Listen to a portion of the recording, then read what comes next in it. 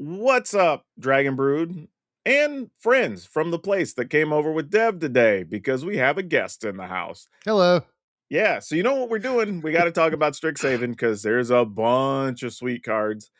And there's a lot this time that I think people have kind of not paid attention to because there's a bunch of others that are getting all the hype right now. Yeah, man, there's ancestral recalls flying around in Strixhaven. I think it's pretty easy to miss a couple of the truly good stuff, you know? Yeah, and I think understandably so. I think when there's a lot of just obviously good cards or cards that are go directly into decks that you don't even have to think about, there's a bunch of other stuff that's like, hey, don't be surprised if you see these cards though. Yep. And that's what we're going to talk about today. So I think there's a lot of good stuff, dude. I honestly do too. This was much harder to make than the overrated list. Yes. It's like you look through overrated and you're like, oh, well, that's too expensive. You know, why are people talking about this one? When it comes to underrated, I probably had like 15 cards and had to pare it down to 5, you know? Yeah. I saved some stuff for my sleepers list, but mostly this was tough to make. It was. Yeah, I think there's a lot here that are good role players in decks. I think there's one or two that could be part of serious strategies. And some that unfortunately will probably need metagame considerations, but still very good for the text on the card. Yeah. Sometimes those can be both the best and hardest to spot, I think, for people. The ones that, metagame wise, this is perfect, So but yeah, let's let you open up here. Let's start at number 5 and work our way up. You are always a gracious host. My number 5 is, first of all, a card I think is going to bang in Commander. And I think people know that, but I don't think people are really taking applied geometry seriously in Standard. This card's less than $2. It's a pre-order rare, so that says something. This is 4 mana, 2 green, blue for a sorcery.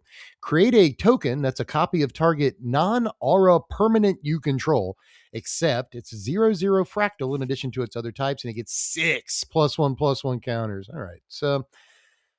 all right, so this can go on literally anything but an aura. So you can put this on a land. If you've got nothing else to do, you can put 6 counters on a land.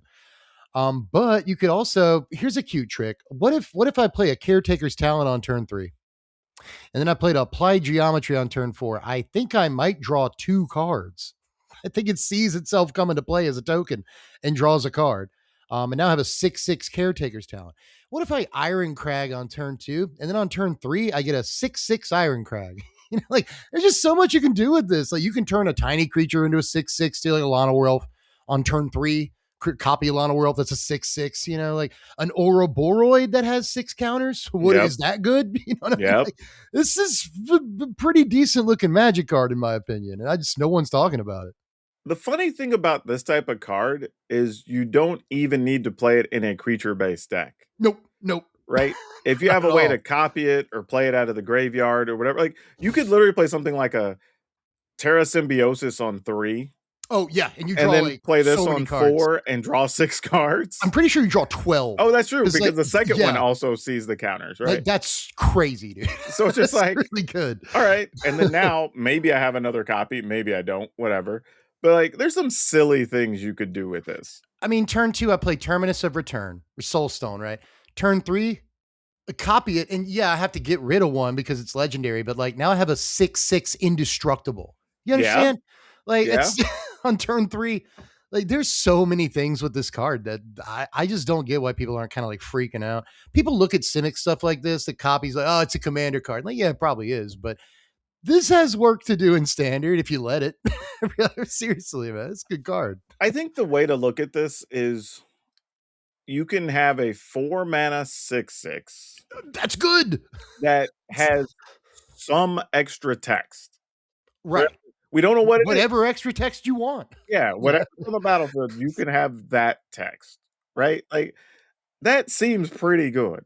Even if, we're saying, you're just playing in the Simic aggro deck with your Lana Werewolf, Badger Mole Cub, Ouroboros, this thing. All right. Yeah. That's fine. There's turns where you can cast Ouroboros into this on the same turn because you just have enough mana. In Badger Mole, yeah, you could do that. And then just all your guys get freaking enormous. Just some of the stuff with this, man. Again, I don't get why people aren't going crazy. Even just look, no one's going to do this. I'm just using this as an example because it's such an innocuous card. But even just a Healer's Hawk.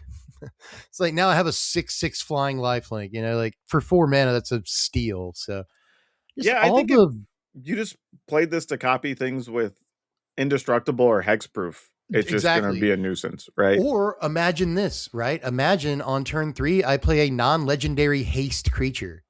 Sure. And then turn 4, I copy my haste guy and I swing for at least like 9. You know what I mean? Like, card's Yeah. good. A 3/3 haste on turn 3, copy it, let's go. Like, sick, dude. A copy of Nova Hellkite. Let's get out of here. That's a card. That's a card right there. People need to Yeah. know. But Actually, better yet, what if I have a Terror of the Peaks? let's go. Yes. Yes. Yeah. Like, Because the first terror sees the 6/6 coming to play.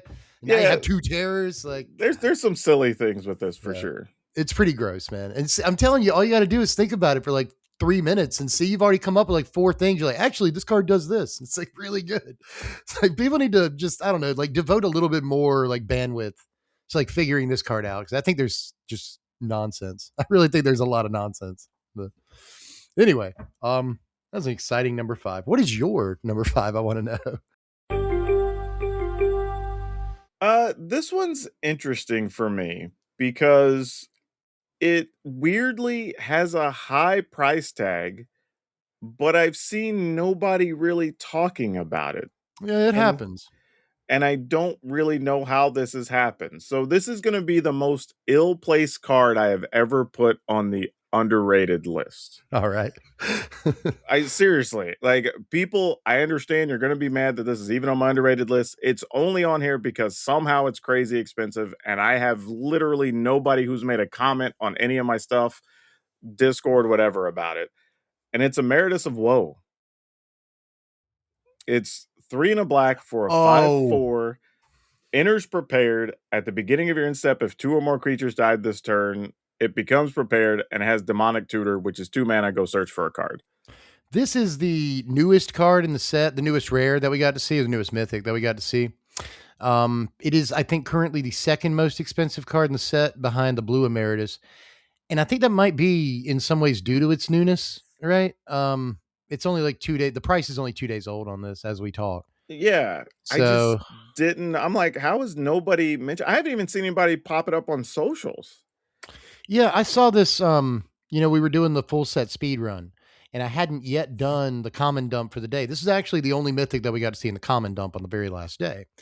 And that's the only place I've really talked about this card. Most people I've seen on YouTube haven't really gotten a chance to talk about this yet either. It is a demonic tutor on a stick that can re-prepare itself pretty easily. And that's crazy. The card is, like you said, the card is like undeniably good, but I haven't really heard anybody talk about it either. I really haven't. Yeah, and I just don't understand it. Like, Yeah. which is such a weird thing because I initially had a different card in this slot. And I think the other card I want to put on here is actually truly underrated. Hmm. So this is putting me in a weird spot. Like I said, I felt this needed to be on the list just to draw attention to it because Yeah. I do think a lot of people just don't even know this card exists. Yeah, I mean, I've got a card like this on my list where it's like, oh, it's one of the more expensive cards in the set, and I still think it's underrated. And I kind of think that's what's going on here too. I think that there's going to be a lot of spikes that see this card, and they're like, okay, there's commander players that see it like, oh my god, it's demonic tutor, and that's probably what puts it at like $30 or whatever it's at right now.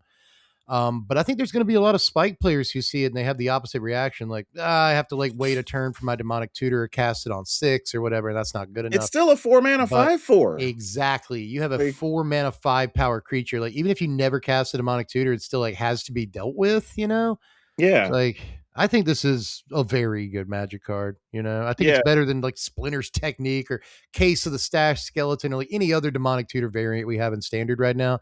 I think this is way better. And honestly, I think the idea that you can just cast it on 6 mana and go ahead and tutor is like, that's pretty good too. It's like a tutor that gets you a 5 power body for 6 mana is like, that's not a bad rate. It's really not. Oh yeah. Now I'm gonna break our rules here. I'll allow it this once. Because like I said, this was more of like a PSA, like, hey, y'all need to know this card exists on the Emeritus of Woe, because I don't really understand why. Like I said, I've seen zero mention of this card. I was almost surprised when I saw it. Went, what the hell? But the real card I was going to put here is Aziza, Mage Tower Captain. Yeah, I've seen a lot of people bring this card up for Commander, but like no one for Standard. I think that's Yeah. a mistake. Yeah. Red, white, 2/2, Djinn Sorcerer. Whenever you cast an instant or sorcery spell, you can tap 3 untap creatures you control. If you do copy that spell, you can choose new targets for the copy. Like, there's so many ways to make tokens. Yeah, Like, they're that's everywhere. literally it. And the big part of the actual lore hold strategy is remove stuff from graveyards, make tokens. Yep. So, yeah, being able to copy stuff shouldn't be that difficult with this. Like, obviously, in Commander, it's going to be fantastic. Yeah. But I could see like 2 copies of this in a Boros tokens or lower hold, remove stuff from graveyard, whatever type deck. And like you get access to do a lot of things, Yeah. right? Being able to double up lightning helixes or some protective spell if you want to, like tons of stuff you can do with this. I mean, especially, I mean, I know we're mostly talking about Standard, but like in Commander, doubling up on swords to plowshares and bolts and stuff is just really, really good. And I think this goes in the 99 of like the lore hold Quintorius piles and stuff, but it's also just a good commander in and of itself. But yeah, in Standard, you know that guy, he's like a white 1-drop Warden of the Inner Sky. You know, you tap down Yeah. 3 untapped creatures or artifacts, he gets bigger, you know. People find ways to make that guy grow like on turn 2, like all the time. Like it's not unheard of. And so I think that it's not too hard to tap 3 guys. And the thing about this too is that it doesn't make you like shields down on your turn, right? Like you can cast an Oh instant at the yeah. end of their turn and copy it by tapping dudes down, or like you can block with guys and then tap them down to copy a spell. And like that's all really good. Like Also, imagine like block, copy, shoot the sheriff or something, right? And like 2 of the guys you block with don't have to die now because you copied the shoot don't the forget sheriff. though, we do still have like the 2/1 that when it attacks, you can make a token or pump it up or whatever if you want to pay for that. Right? We have the Oh room yeah, that when that you guy. attack makes a toy A token, 1/1. Yep. right? Like there's a Doll. bunch of that stuff that exists that makes very easy to make extra tokens if you want to. Especially in red and white. I mean, I was going to say that about Commander too in red and white is that these are both colors that can make, like, they can cast instants and sorceries that make creatures, Yep. you know? And you can do that in Standard too. There's plenty of like dragon fodder style effects to where like you can copy instants and sorceries with your tokens, and those instants and sorceries make more tokens, you know, like it could get out of hand. Hell, we have I think the card's flash good. 1/1s that enter with another token. Yes, we do. Yes, we do. Like, Yeah, bitter blossom. Well, yeah. Bitter bloom barrel was what I was thinking no, of. even It the doesn't. white ones though, the Yeah, reinforcements and stuff, right? exactly. Like, Yeah, yeah, resolute reinforcements. Yeah, but yeah, exactly. We have plenty of like token making cards, and this lends itself to a more kind of aggressive, but still, you know, I play spells. yeah, Kind of an aggressive build where you don't just have to go all in on like, you know, caretaker's talent setups and stuff like that. exactly. You know, so I think this is actually, yeah, at the very least, like a really fun card. And copying instants and sorceries is always like, it's really powerful when you can do it for cheap. And this is effectively free, Yeah. you know? So hell, if you have 6 creatures out, you know, like you can copy 2 things in a turn. And that's probably easier than it sounds, you know? Okay. I got to hog enough time. So Fair enough. it's Yeah. your turn Yeah. for number 4. Okay. Number 4 over here is a Skycoach Conductor for me. Ooh. This is 3 mana. This is actually super cheap. It's like $1.50 right now. $3, 3 mana, 2 and a blue for a 2/3 bird pilot with a bunch of keywords: flash and flying and vigilance. And it enters prepared to cast all aboard, which is just a blink spell. It's just 1 blue mana for an instant that exiles a non-pilot guy so he can't exile himself, and then return it to the battlefield under its owner's control. So you don't have to wait till the end of the turn for the blink to complete. I like that about it. It's just 1 mana for like ephemerate. You know what I mean? Like you Mhm. kind of get ephemerate on this, like just a 1 mana blink spell. But the cool thing about this is that I love the flash. Like you can save one of your creatures at instant speed for 4 mana. I think this goes really well in the deck that has Aang and Avian Interrupter as 3 drops. You know, kind of a blue white tempo flyers pile, you know. Mhm. This is wonderful as maybe a 3 drop that surprise blocks, or a 4 drop, really, because you save the extra mana. And you can blink something when it comes into play. Again, maybe to save it or repeat it ETB. I think it's really interesting to repeat the ETB on an Aang, you know what I mean? Like a 3 drop Aang. So just, I don't like see issues with the card. It goes in bird decks if you want to make birds. It goes in flyer decks if you want to make flyers. Just much, much, much better Windrake. And like, you have to be better than Windrake to see standard play. Don't get me wrong, but like Flash, Flying, Vigilance, and a blink spell, and you can blink it with a different effect. You can blink it to get the splash portal effect again. Like, is there a bad thing about this card? Like, I don't know if I see Honestly, it. the worst thing about it is its cost, right? That's Because about it. you're already eating up a lot of 3-point slots on other things. Hanging an interrupter. Right. Yeah, right. That's the biggest issue with the card. But I would say if you're playing a true blink style deck with a bunch of like enter the battlefield triggers of different types, then this card could just be an interesting piece. You get a reasonable flyer, you get a fairly cheap way to blink stuff if necessary for whatever.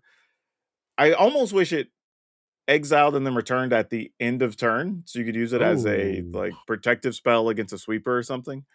But it's fine for what it does. yeah. I think this is totally reasonable when you're talking about $1.50 card. Yeah, $1.50 right now. I think it's Yeah, worth more than that.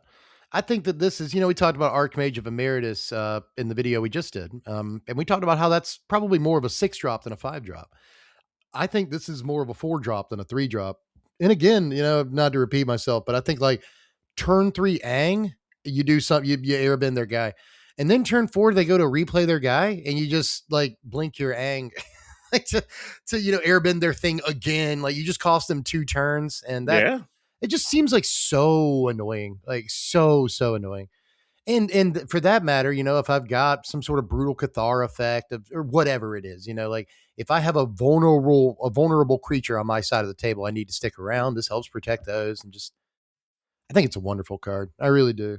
But that's basically all I've got to say. Like, you're right. The cost is like the worst thing. I guess the stats for a 3-mana guy, sure. but it's not like pushed, but I do think it's good enough. I do think it's good enough. And I don't think anybody else really like sees it. Yeah, I think there's a couple of decks where 2 copies of that would work out and make sense totally in those builds. Yeah, agreed.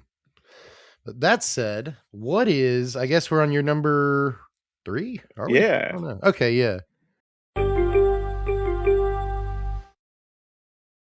I want to go with one that I think is going to see more play than we've really talked a lot about, but it's Blech, Loafing Pest. Yeah, I like this guy a lot. 1 black green for a 3/4 legendary pest. When you gain life, put a +1/+1 counter on each pest, bat, insect, snake, and spider you control. That's a lot of creature types. That's so many. We're gonna do Abzan life game with the bats, like Yeah, Essence Channeler. there's a lot of bats and a lot of spiders that you can play right now. So many. And a number of them can help you gain life for that matter. Exactly, right? Yeah. And I think that's the thing where you're looking at the black white life gain decks. Like with the multi lanes, it's very easy to get green Yeah. and Oh then yeah. just give all your bats extra +1s constantly. Hell, just All the time. attacking with the deep cavern bat pumps your team, you Yeah. know? Like a Ruin Lurker bat or something like that. Yeah, like sick. And honestly, you don't even need to be in white. There's enough black ways to just gain life that you Yeah. can just play black green if you wanted to. So many. Back if you are playing like bats in white, I like the turn 2 play of Life Creed Duo, a flying bat Mhm. that, it's like an Impassioned Order Soul Sister effect into Blech on 3. And then like he immediately grows himself, Yeah, and he grows the bat as well, right? That's very cute. It's so cute. What people I think like don't really clock about this card is that it's just a Johnny's Pride Mate with extra steps that like also sure. helps your other guys. It's just a Johnny's Pride Mate that helps other guys. Here's the And other itself. thing too, though, is it's a fantastic combat trick. Oh Because yeah. if you have any way to sacrifice bodies that could trigger life gain, Yep. then you're just like, all right, sending everybody like these mono black decks or black white decks that are trying to sacrifice stuff to the Umbral Caller and do all that. A lot Yep. of times they're pinging you and gaining life Yeah, they along the have like way. Sephiroth or Vengeful Blood Yeah. Witch. Yeah. So you can just adjust those to play a few more bats or even insects in a couple of them, Yeah. and you could pull that off fairly easily. I think you could too. I think you could. Hell, I mean, what is it? God, I can't remember his name right now, but one of the black 1-drops that Sephiroth decks play, Infestation Sage, that leaves Yeah. behind a 1/1 flying insect when it Yep. dies. It's like you probably can find little synergies like everywhere if you try, Oh yeah. Yeah, I think this is a pretty good card. I really do. And you're right that it's a combat trick. Like if I find a way to gain some life in combat, then pump the team once or even like 2 or 3 times, depending on how I'm gaining life. Hell, and like I know this is Commander, but like Commander, I have like a Zurin Orb, and you can threaten like crazy with that. Like this Zurin Orb's just sacrifice a land, gain 2 life. So, you send the team in, you sacrifice all your lands, profit. You know what I mean? Yeah, So, basically. again, that's Commander, but there's ways to do stuff like that in Standard where you can reliably gain life for cheap or free in some cases. And just like in a Johnny's Pride Mate, Lifelink will grow it, but like Lifelink in this case grows your whole team, which is really good. So I don't know, man. I think the card's good too. I think for 3 mana, it's really not that much to ask at Yeah, all. and Yeah. I think it's has even more value in Commander, Yeah. which is why I've been kind of surprised this card hasn't moved a bit more. Yeah. I really thought it would have, but that You remains know, to be seen. We'll come back to this video in like 3 months and and we'll see what we'll happens. see what Right. happens. I think people will be trying to, upgrade the Dina pre-constructed deck. Exactly. And this looks like it goes straight into that deck. So, Yep. Makes a lot of sense to me. Well, All right. I Your next one. Hey, my number 3, I've got a card that's expensive. It's like you had one like this earlier. But I think this is mostly expensive because people are like, oh my God, this guy's gonna be crazy in Commander. I think that actually Quandrix the Proof is a standard playable Magic card. This is $25 right now. But hear me out. 6 mana, 4 green blue for a 6/6 legendary Elder Dragon. It has Flample and Cascade. Instant and sorcery spells you cast from your hand have a Cascade. So, first of all, not a whole lot of instants and sorceries in this deck. I'll give you that. But Badger Mole Cub can cast this on like turn 3. And at that point, who cares about instants and sorcery spells? You have a 6/6 Flample that cascaded into something else. Like that's people for somehow because it's all people could talk about when the ability was out. When Cascade was an ability in Standard, everyone's like, geez Louise, dude, Cascade's the craziest ability I've ever seen. It's so good. Bloodbraid Elf was a legendary card for like 8 years because Cascade was so good on that 4-drop 3/2. And that's like it. People forget how good Cascade was. And it's, I'm telling you, like, it's not even, people forget this too. Cascade isn't an ETB trigger. It's a when you cast it. So like, even when this spell gets countered, you still get to Cascade. Like, I think that people have had enough time to forget how crazy Cascade is as an ability. And when you have like it's not like it's undercosted, but like for the rate, a 6 mana 6/6 Flample is like a threat you have to address, but you also get another threat off of it. I think the card is really good and can be ramped into very easily. And there's even ways to take advantage, like in Badger Mole, there's ways to take advantage of the last line of text. I just don't know that you like absolutely have to. And the Yeah, card's still good. I think there's also some cases where there are reasonable spells you could include in those lists, right? Like some Ramp 3 mana spells. is spells, but still cards that do a fair hell. We were just talking about one that costs 4 that you could use, right? That could copy a thing, get you a token, and then get you a 3 or less cost body off the Yeah. top, right?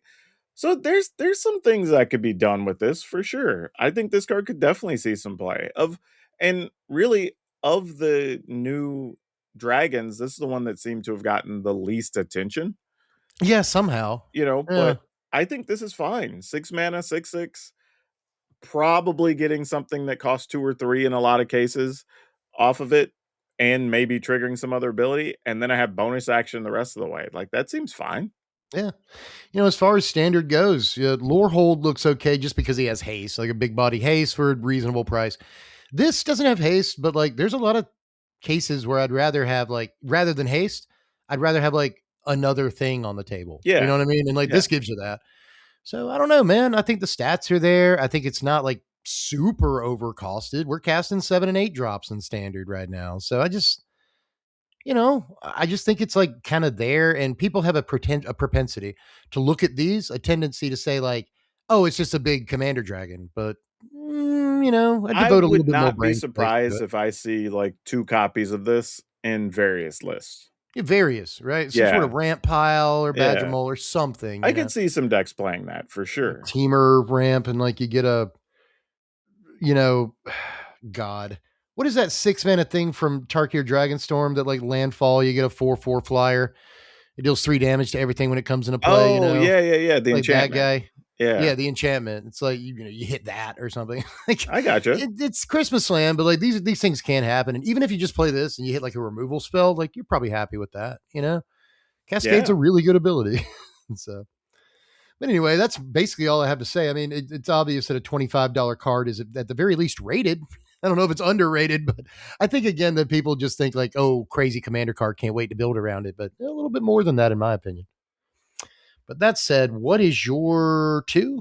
Right? I think Or this 3? card is even better than people think it is. Ooh, okay. I just don't know how many homes it's going to have. But man, in Commander, this thing is going to be nutty. But Moseo Vane's New Dean. Oh, this thing. Yeah, yeah. 2 and a black for a 2/1 bird skeleton warlock. So there's all those creature types. It has flying. When it enters, you also get a 1/1 black and green pass. When it dies, you gain a life. And Or it when has it attacks, right? In this set, it's when it attacks. when enters, create a 1/1 thing. Yeah, but when do you gain the life with the pest? Is it when it dies or when Oh, it when it attacks? attacks. Sorry. Yeah, yeah. Okay, yeah. I'm just making sure. Yeah. Yeah. And then infusion is at the beginning of your end step. If you gain life this turn, return up to 1 target creature with mana value X or less, where X is the amount of life you gain this turn. We were just talking about all the different bats and life gain and blah blah, whatever you Yep. could play. This card, man, Hmm. like you just attack with like 3 pests and return something. Yeah, I mean, a 3 Okay. drop. Like, sure. Right?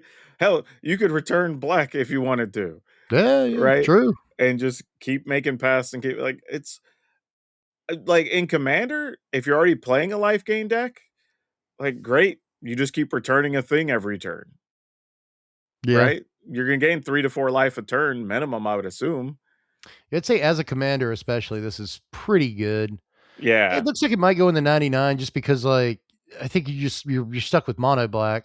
Sure, If sure. it's your commander, but mono black has plenty of tricks too in commander Has for this lots of kind of ways to deck. gain life, lots of ways Lots to of gain drain your life. opponent's life, right? Yep. Yeah, And this like, card, it's this could just something. be part of the mono black life game with like the veto, exquisite blood, Yep. sanguine bond, like those combos and stuff. And it'd be a great commander for those decks, especially considering like if you do have like one of the combos in play, all you have to do is like attack with a pest and you win the game. So that's fun. Yeah, Um, and this is another weird one because it's carrying like a $10 price tag in yeah. places. But again, I've not seen anybody talk about it. I haven't seen it on any particular list with anyone. Well, the So professor, I think the professor put this on his top 5 commanders in the set list, there but you I go. haven't really heard anybody talk about it for like standard or anything like that. Yeah. I They do think in standard it probably competes with like, Halia in the 3-drop slot sure, and sure. there's problems. You have to gain like a few life for it to work. But I will say in black white life gain and standard, you really only have to gain 1 to 3 life for this to bring something back reliably. And that's Actually, pretty good. here's what's funny, right? If you have any of the creature enters gain life things, Yep, yep. you're starting out getting a 2 or 3 mana thing the turn you play it. Yeah, guaranteed because you get a life, a Hinterland Sanctifier, right? You get a Yeah, life yeah. for this guy and the pest. So yeah, you get a Johnny's Pride made back the turn this comes into play. Yeah, exactly, right? You played Pretty good. Sanctifier, you played Pride Mate died, you play Died. Moseo, you get Pride Mate back. Yep, feels good. And the Pride Mate enters with a 1/1 counter on it because you still have the Sanctifier, Exactly. right? Exactly. Yep. Stuff like that is where I'm just like, this card's gonna be annoying, isn't it? It's gonna be all right. Yep. Like, It's gonna be fine. I could definitely see it. My I was gearing up to be like, you got to gain a lot of life, but like we're not trying to reanimate Valgavoth with this, no, right? you only need to gain 2 or 3 life. Exactly. Just for it to be like something that reliably gets something back every turn. And like your guys are always dying in life gain. And this is another one where like Sephiroth comes into play, right? Like any sort of deck with Yep. Sephiroth, Vengeful Blood Witch, Bastion of Remembrance, like you gain in life and you can force it, right? You can sack 3 guys to We'll call her Zealot and deal a bunch of damage and end of turn, get one of those guys you sacked back and sort of start those loops again. So yeah, What's I funny think is even if just Maseo's the other thing in your graveyard, you could just return it, get the get the tokens and the trigger or whatever. yep, get the token. Yep. Yeah. Pretty stupid, like you have to legend rule them. You still get the token, Yeah. pretty good. So, yeah, I think Moseo is this. It's funny because my last one was Quandrix, a card that people are hype about for Commander, not talking enough for Standard. I think this one basically the same story. Sure, People are sure. kind of excited about Commander, but it's a playable Standard card. I really think, at the very least, it's a 3-mana guy that puts 2 bodies into play, and there's something to say about that. Yep. Anytime it does give you the value, which it can do the turn it comes into play, then good deal. Good deal, dude. I like it Yeah. too. Like I said, it's weird to me that like with nobody talking about it, I'm like, oh, so this must be able to be had for like $3 or $4. I'm like, oh, it's $10. So like somebody believes in it. Yeah, somebody wants it. I think it's the Commander players. Yeah, it's gotta But be. I But think we'd be either way, remiss not to consider it in Standard. Yeah. from a card design standpoint, this is doing a lot of interesting things. Oh yeah. Yeah. Something I like about Strixhaven, to be honest. I feel like they did that on a number of cards. This is really, really interesting design. Yeah, for sure. I think that alone makes me interested in trying it out. But all right, what are we down to? Our last couple? What Yeah, you last got? couple. I'm on my number 2 here, and I've All got right. one that I am just floored that this card is not $10, especially considering what is $10 on pre-order. This looks like at the very least a $10 all-timer Commander card that has somehow worked its way down to less than $4 on pre-order. Okay. This is called Dina's Guidance. This is 3 mana. It's 1 green black for an instant. It's an instant speed card. Search your library for a creature, reveal it, put it into your hand or graveyard, and then shuffle. So you can cast Entomb or you can cast Eladamri's Call. You get one of those 2 cards at instant speed. At instant speed. At instant speed. Usually I don't reserve slots for Commander on these lists. We mostly talk about Standard. But first of all, I think that instant speed, even though we have Formidable Speaker in Standard, I still think instant speed makes this a really desirable tutor in Solar Flare, right? Like a combination, you know what I'm talking about, like a combination control reanimator deck. Crazy card for Soul-Tie, Solar Flare. However, just Commander, just Commander. Why is this card not $10 on pre-order? Yeah. It's an instant speed tutor for any creature. What are we doing? This card's good. I think more importantly for me is if you're playing reanimator type decks, Yep. this just guarantees you have the card you want in the yard.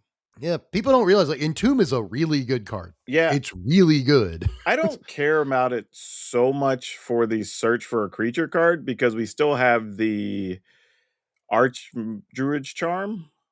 Yeah, that's true. Can It go does get a creature, but also can be a fight spell and also can destroy an artifact or enchantment, or I guess exile an artifact or enchantment. Exile, yeah. It's right? a really good card. So from that aspect, it's if I want that part of it, I'm probably playing the Charm. But if I'm trying to load the graveyard, this card's really good for that. Yeah. Yeah, I think people are really just not, I guess, I think they see it. I think they see the word on the card. I just don't think they're taking that seriously enough. Throw a creature in your yard is so good. But I'm thinking about at the end of their turn, by the way. But think about the Soul-Tie reanimator decks right now, right?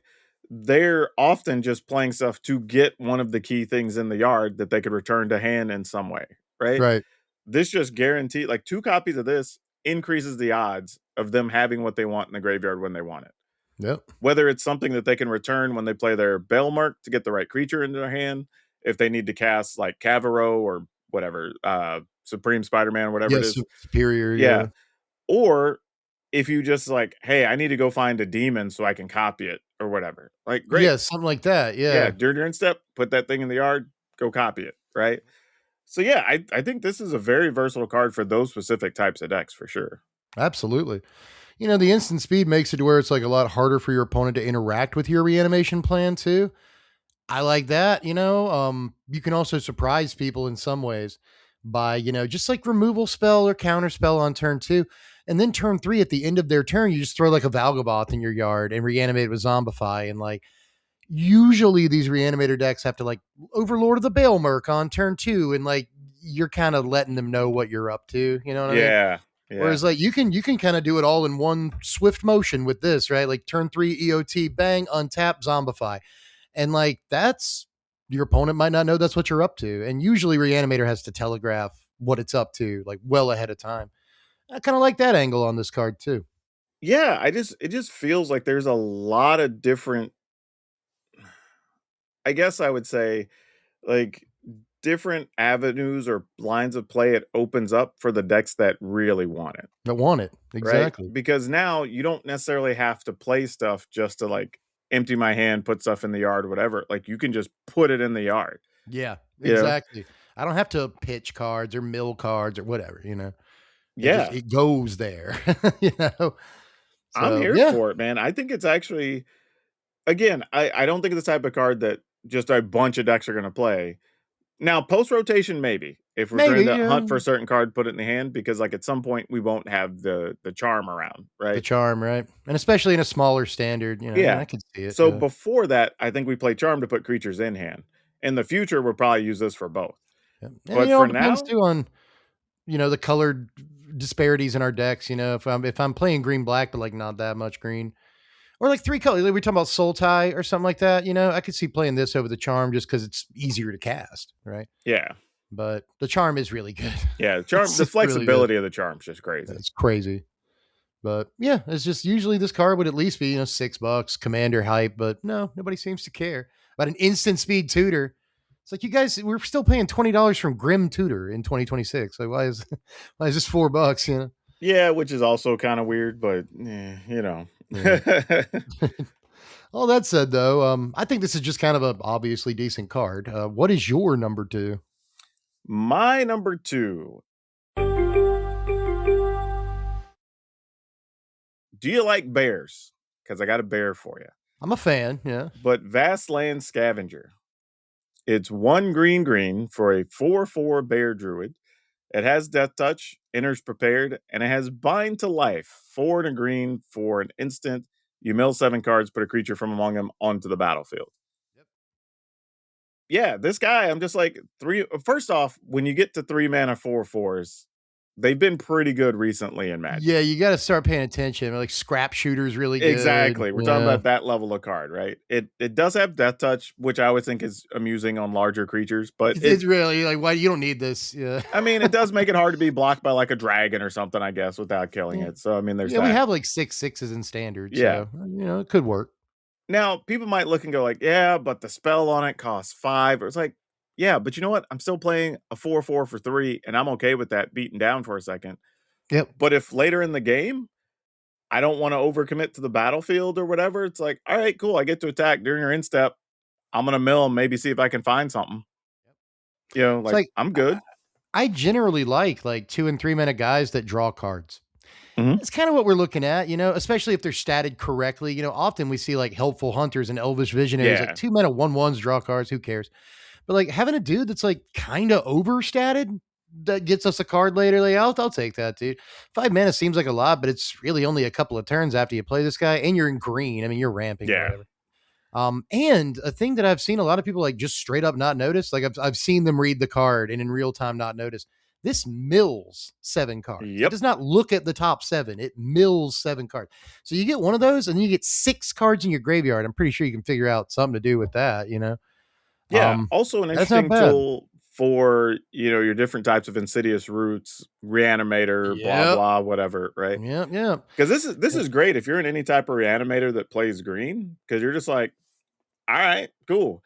Again, we were just talking about trying to fill up the yard with like Dina's, whatever, right? Like, all right, now those decks can just go, cool. I have a 4/4 for 3. You don't deal with this, then I'm just gonna mill and get something, Yeah, right? exactly. Like, not only are you incentivized to remove it because it's kind of a big creature on turn 2 or 3, but like you have to remove it so they don't if they can cast the spell on this, it's like massive value. It goes into the battlefield, right? Like, Yeah. It yeah, literally like just gets you a creature to the battlefield. it's like you said, like in a reanimator deck, you've got all your overlords and stuff like that mill cards into your yard. And like, sure, you have zombify and stuff, but like this guy's almost like a self-contained reanimator spell, right? Like he's kind of got a reanimator spell on him, but he's also a pretty powerful dude in and of himself for a relatively cheap cost. Yeah, You because get him on 2 with a Llanowar elf. what I'm picturing is like a like Golgari reanimator that's playing the 1/1 Valgavoth guy that like you can pay for, sacrifice or return Yeah, a thing, right? love that dude. Then you also have Scavenger, and then you also still have Zombify. Yeah, So now exactly. you've got 12 reasonable ways to reanimate a thing, and the rest can just play Magic, right? Like Yeah, exactly. You can just like remove creatures, yeah, we have like whatever. Right. our 6 or 8, whatever, maybe 9 big creatures, and the rest is just like, all right, I'm gonna play some other quality bodies along the way. So I can I'm just play gonna like Golgari you out. Yeah. yeah, I And can just play play Lana or Elves, Golgari Magic, but at any point where you don't kill a creature, now I'm probably getting a monster back, Yep. Yeah, right? the thing about Golgari too that I like right now is like, it can play Overlord of the Balemerc, which is just a Yep, solid creature, but also helps the reanimation play. But it can also play Overlord of the Hauntwoods. I've seen a bunch of yep. Golgari decks doing this recently. It's like that's a monster to reanimate, but it's also ramp.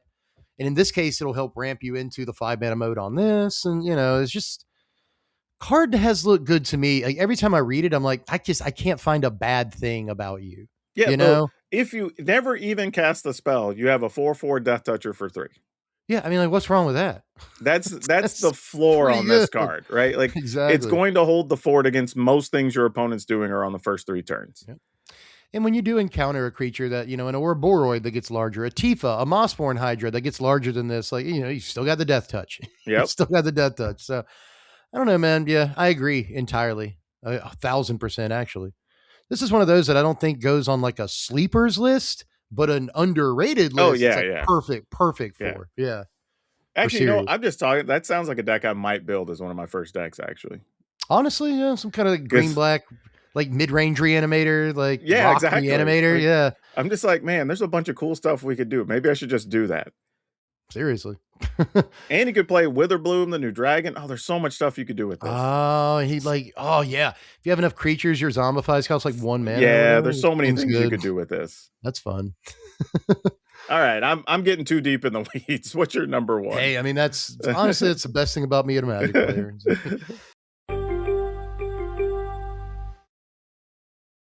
But my number 1 over here is called Wildgrowth Archaic. This Oh card yeah. is about 450 right now. I think it's a steal for this thing. So the casting cost is kind of wonky. It's either 2 or green, and then either 2 or green. So this could cost you 2 mana, or it could cost you up to 4 mana, whatever. It's a 0/0 avatar with trample and reach. Treachel. It's got converge. This creature enters with a +1/+1 counter on it for each color of mana spent to cast it. So it could be a 1/1 or it could be up to a 4/4. Whenever you cast a creature spell, that creature, this is the important part, that creature enters with an additional +1/+1 counters on it, X being the number of colors of mana spent to cast said creature. Now, the thing I see that people keep missing about this is I have seen people straight up say with their mouth and brain that, well, if you cast an Ouroboros, it only gets +1/+1. That's not what this card says. If I cast an Ouroboros for black, green, blue, well, actually, the Ouroboros comes into play with 3 +1/+1 counters. It doesn't matter how much the card is supposed to cost to cast, what color it's supposed to cost to cast. It matters what mana you spend on it color wise. And I think that makes this card very good. Like even as a 2-mana 1/1, imagine how it works in standard with, say, Michelangelo Weirdness to 11. Or any of the other cards that, care about +1/+1 counters. And there's like more and more of them with each passing set. What are your thoughts on this? Yeah, I really went back and forth on this card. Honestly, it almost made my list because part of me is just like, man, if I'm playing a +1/+1 counters deck, this thing could be pretty dope, right? Yeah. If I'm just playing green white, most of the cards would be coming in as like with 2 extra counters on them. Like that's probably good enough. But then I was also like, but then it also means there's going to be some times I'm playing this as just like a 2-mana 1/1. Yeah. But like maybe that's still fine because everything else is getting the option. You know what I mean? Like, Everything else is going to be huge. yeah, it's just how do I weigh this? Right? It was Yeah. sort of what I was thinking. But it's a cool card. Like, and I think that's maybe the good thing is that you can have that level of flexibility, right? And here's some other fun stuff too, right? You can still play, say, like starting towns in those green white decks Yeah. to just get a third color, right? Like just like, you You know could do what? that. You could play Why not? Multiversal Passage, Starting Town, whatever, Yeah. Cavern of Souls, or something like in a mono green deck. You could do this. Yeah, just to be like, you know what? I just want to get another color out of this. Or play all the shock lands or whatever, the fast lands, right? Exactly. Yeah. Something like that. Yeah. And stuff like that is where you start going like, well, then maybe it's worth it. Like, I don't know, Well, it's possible, not the it's craziest like thing I've heard. at that point, like all my 2-drops will come into play with 2 +1/+1 counters and so forth and so on, right? If you have enough of the right lands out or mismatched lands, then suddenly, like, if a creature costs you 4 mana, it comes into play with 4+1/+1 counter, right? Like, Yeah. depending on the distribution of mana, all that. So yeah, I think especially like, like let's say I do play like Michelangelo on turn 2. This on turn 3, right? I can pay 2 and a green for it on turn 3. And now it comes into play with what, 4+1/+1 counters Well, because you don't even need to Michelangelo do gave it turn an 3, extra right? one. Like if you're willing to dedicate to playing multi-lands, you play a Llanowar Elf on 1 and you can just pay 3 mana on turn 2, Yeah, yeah, and that's a right? And 3/3 trample reach that benefits the rest of your guys for the rest of the yeah, in game. situations like that, make it reasonable, right? Then it Yeah. looks great. So like, I Even don't know. lines where like let's say I'm playing Paw Patch Recruit in my deck. Well, that doesn't look very good with this. Well, I still got a 3/2 Paw Patch Recruit. It could Yeah, be worse. Like yeah. I really don't think the card's bad. And especially in decks that care about +1/+1 counters, thing does get crazy. And like yet another thing that does work with the Ouroboros in the way that you want it to. And just like there, it's a pretty sick card, I You know think. the worst thing about this card? Hmm. Badger Mole Cub. Yeah, I kind of agree with that. Like Yeah. that's literally Yeah. it, right? The fact that that's the thing we really want on turn 2 is the only thing that makes this less Yep. reasonable. But like And it's like all your still stuff's gonna tap for an extra green, so it's gonna be hard. Like if you do want to cast like Badger Mole on 2, this on 3, it's gonna be hard to get like enough differently colored mana, right? So yeah. So I'm like, I don't know, uh, maybe it's still okay though. Maybe we're just playing something that doesn't care about Badger Mole Cub in reality. yeah, Like this might yeah. be between this and the one drop in the set, like maybe you were going toward a thing it's just like, hey, we're just gonna put counters and beat down and we're not even gonna worry about making the extra mana. Mm. From what I can tell, the last 3 weeks or so on MTGO leagues and stuff like that, the results that I've been seeing, a lot of these decks are playing, more +1/+1 counter themes, more Yeah. Michelangelos and stuff moving in, and Mikey and Leos are moving in to draw cards, and Cubs are kind of moving out. You still see Cub decks every now Oh, and sure. again, So but the card's still good. yeah, there are mono green decks that just like don't play Cub, and I this mean, I will looks admit pretty there's been decent. a lot of them I've played against online lately where you remove the first couple early creatures and then they kind of don't do a lot, right? They're Yeah, too reliant on the Llanowar Elf Badger Mole Cub. exactly. That's always been the issue with Cub is like if you have removal for it, the turn it comes into play, like I've seen people just scoop because you remove their first Cub and they don't have a second one. Yeah. Um, and, it's a very fragile kind of idea. Like, if I start turn 3 with a Cub in play, I win the game. But if I don't, I lose. It's this I think like increases consistency in some ways and goes well with a couple of cards we're already playing in mono green. So just pretty decent, man. But that is my number one. I am curious as to what your numero uno is. My number one underrated card. It feels like the type of card a lot of people like, which is why I'm kind of surprised it hasn't gotten a little more hype. Mm-hmm. But Fix What's Broken. Oh, yeah, this card's fine. Yeah. 2 white, black. It's a sorcery. As an additional cost to cast it, you pay some amount of life, and then you return each artifact and creature card with mana value X or less from your graveyard to the battlefield. This is interesting to me because we already are willing to play cards like Raise the Past, Yes. right? But that can only get things that are 2 or less. And a lot of those decks are also already gaining a little bit of life in some ways. Mm-hmm. But if not, they're already a hyper aggro deck anyway. So you probably don't care about giving up 3 life. Maybe Right. 4, but for sure not 3. And you also get artifacts and not just creatures. Yeah, I think that might be one of the cooler parts of this card. I hate the lack of the phrase or less on this card. Um, that said, getting back like all your 3 drops could be really, I can't tell you how many Raise the Past decks I've built over the last year since Foundations came out. Where like, God, I wish I could get back 3 drops. Like when I'm Yeah, building the yeah. deck, I'm like, man, these 3 drops are too good not to include. And so, like a card that gets back, all your Sephiroths and Lord Skitters and a couple of other important guys, I think it could be worth playing over Raise the Past depending on your build. These kind of, I'm going to combo out with God, the cleric that does a damage whenever you gain life, there are Raise the Past decks that effectively try to combo out on like turn 4 or 5. I don't think that's what we're looking at with this. I think we're looking at more traditional, like aristocrats piles with Yeah, something like yeah. this. And I could dig it for that because a lot of your most important creatures are 3 or even 4 mana, depending on what you're doing.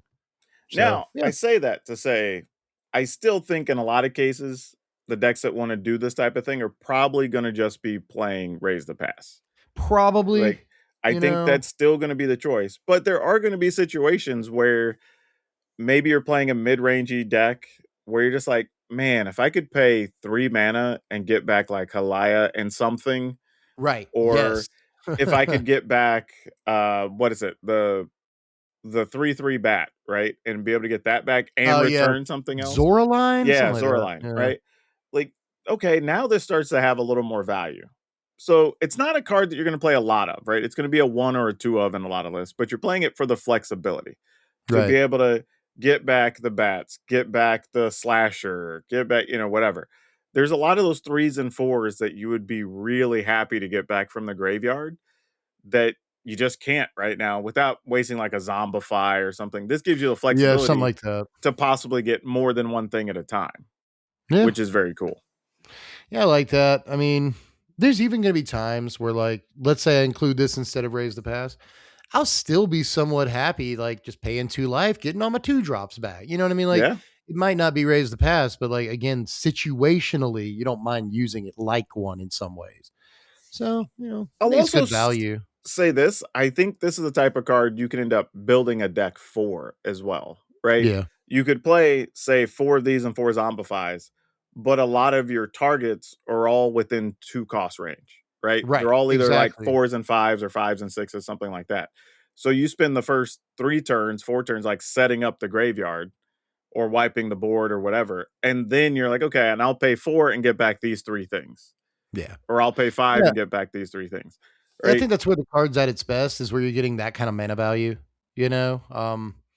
getting back 2 5 drops. I mean, you paid 4 mana for 10 mana value. Yeah, It especially if cost you one is 5 like life. Overlord of the Bellmark or whatever, and you get an additional creature in your hand and like who knows what else, Exactly. right? Yeah. So Or, there's some fun stuff you could do with this, but I think it requires a bit more deck building thought other than just like raise the pass, get my creatures back. yeah, I like how it's flexible in that, like, okay, I can get back all my 2s, 3s, 4s, whatever. Yeah, Or, depending on what kind of life I expect to be at. Like this is dangerous, I understand, but I can pay 9 life. I can pay 9 life. And sure. then I get back Summon Bahamut and Valgavoth at the same time. It's 18 mana value for 4 Yeah, I mana. mean, So it's I'm it's a little ballsy, but it's cool. it's really awesome. Yeah. And like there's potential. Like you could basically cast this as the spell reanimate, the 1 mana spell Yeah, reanimate. yeah, But it targets multiple guys. Gristlebrand is pretty good to reanimate, sure, but what if I also got back 3 other 7 drops at the same time? You know what I mean? Like that's yeah. That's what I'm what if saying. what if, my friend, you got back Vaultborn Tyrant. Let's say I pay 7 life. Then I Mm-hmm. get back Vaultborn Tyrant and 2 other 7 drops. Yep. Oh, now I've gained 9 life. And you know, like that's it's exactly pretty where I good. was going, right? If you start looking at all of the groups of cards, whether we're talking 5, 6, or 7s, that either gain life or have lifelink, Mm-hmm. and all your creatures fit that target strategy, then like Yeah. cool. You're basically playing Reanimator, but you're getting multiple big things with one spell. Yeah. I mean, people already do that with like Arden Bringer, the Last Gift and stuff. Yeah. This might be like an easier way to set it up. It's one card. This is a single card. And you brought this card up earlier, but imagine like a Terror of the Peak setup, right? Where you pay 5 life and you get back Terror and like 2 other 5 drops Yep. and you just win the game. Or Like just that could multiple happen. tears. Yeah. I get back 3 terrors. That wins the game immediate, or 2 terrors. Yeah. That very close to winning the game. So, I mean, if they can't answer the terrors and you get to swing with them next turn, it does literally win the game. Yeah, that's what I'm saying. Like From it 20. feels like So, there's something here if you yeah. want to do something quirky and crazy. But again, I think you're building with the strategy of all the creatures are going to be within either 1 or 2 mana value, Yeah. right? I And mean, this just really let's do it. incentivizes. Mhm. What's fun is like oftentimes this is kind of a deep cut, but like oftentimes you're building decks and you're like, well, I'd like to have these 2 6 drops in the deck together, but they're both 6 drops. I can't have 2 6 drops. This kind of incentivizes like if there's a 2 card combo, but they're both 5s, but they're both 6s. Like Mm, this helps you get it, like all I got to do is bail merc or mill stuff into my yard. And then I can like more or less guarantee a 2 card combo so long as both creatures cost the same thing.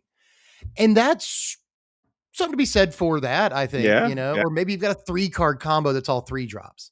this will help you get that easier too. So I don't know, man. I think it's, yeah, I think we've done a lot of thinking about this card since you first brought it up. And I think that's people are not necessarily doing the required like thinking, right? I think a lot of people are like, well, it's not as good as Raise the Pass. And it's like, well, it's better than Raise the Pass in at least like 6 ways. Yeah, like, but you're doing very different things. theoretically. I think Raise the Pass is easier to use.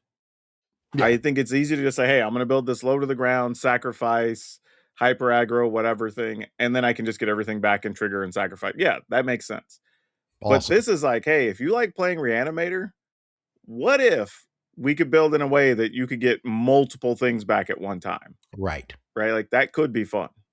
And I think there are ways to keep your life total up and remove creatures and stuff like Yeah. that for the Yeah. first like 3 turns of the game.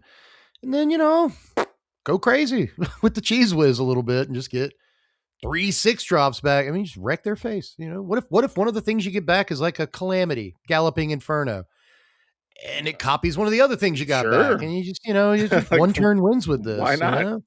There's OTKs like crazy with this card, man. So yeah, good pick. I think I've got some faith in it too. Can't tell. Well, all right, there you go. There you have it. There are 10 cards that have not been talked about all that much, but we talked about them here. Right? That's what's Yeah, important. that's what we're here for. Really. Yeah, man. Like again, I think this set overall very cool. I think there's lots of neat things, lots of stuff you can build around, stuff that'll elevate other existing decks. And I think this is going to be one of those sets that it's going to take us a while to see all the cards get used just because standard's so big. But I Yeah. think once rotation happens in January, these could be the types of cards that really push some new ideas. Yeah, agreed. All day, man. And some of them we might not even have to wait on rotation, to be honest, dude. True. Standard's really big, but set looks pretty powerful on the average. So I expect to see a few of these. Whether other people expect to or not, I'm not sure. But between the 10 cards we talked about today, something's going to show up. It's like guaranteed, dude. Well, I am going to direct you over, if you haven't seen it yet, go watch the overrated cards video over on Dev's channel. But what else should they watch while they're there? Well, I got a lot of stuff. I mean, obviously, we've got anything you could ever want for preview season for Strixhaven. We covered all the cards. We just did the video where we take like 4 hours. We call it a speed run just to be funny, but we rate every single card in the set, assign it a number grade and all that. But I've also been doing a lot of commander content lately. I'm pretty proud of the Mazzy deck that we put out a couple of weeks back, and a couple of other commander things we've done recently that I'm kind of really into. I've been talking about standard brawl and stuff, a little bit of everything lately. So if you're into anything magic related, you can probably find something you like on my channel. Come on over. Yeah, and speaking of, we're still doing our daily standard videos, which we're now on, I don't know, what is it, like 6+ years in a row now. So Crazy subscribe number. if you haven't. But also, we're doing some other fun stuff, right? We just did ranking all the planeswalkers by datability. We've done some things covering all the magic lingo that you might not know. So lots of fun videos on the channel to check out as well. But that's all I have for you for now. Remember to be awesome and be awesome to each other.